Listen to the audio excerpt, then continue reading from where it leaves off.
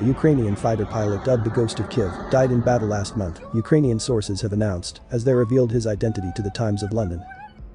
The man who became a hero for the Ukrainians, having allegedly shot down more than 40 Russian aircraft, was Stepan Turabalka, a 29-year-old father of one.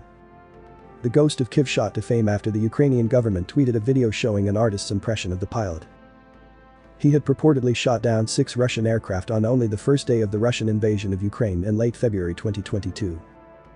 The fighter ace was flying a MiG-29 of the Ukrainian Air Force when it was shot down on March 13 while battling overwhelming enemy forces, according to the report. Turabalka has been posthumously awarded Ukraine's top medal for bravery in combat, namely the Order of the Golden Star, and has been named the Hero of Ukraine.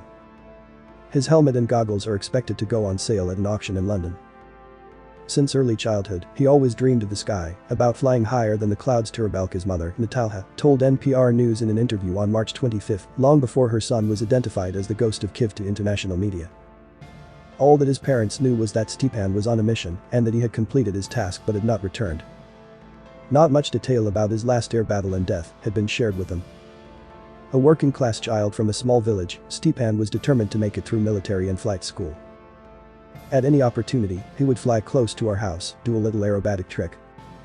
And everyone in the village, every house and all the villages around, would know that was Stepan flying, the hero's mother recalled. According to the latest update published by the General Staff of the Armed Forces of Ukraine, Russia's full-scale armed aggression continues with offensive operations in the Eastern Operational Zone in order to defeat the joint forces, establish full control over the territory of Donetsk and Luhansk oblasts, and maintain the land route with the occupied Crimea.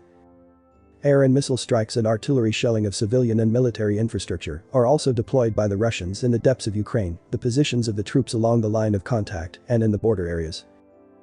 The air defense units of the Ukrainian Air Force and the land forces hit 10 air targets, and 14 enemy attacks were repulsed in Donetsk and Luhansk oblasts over the past 24 hours, it concludes.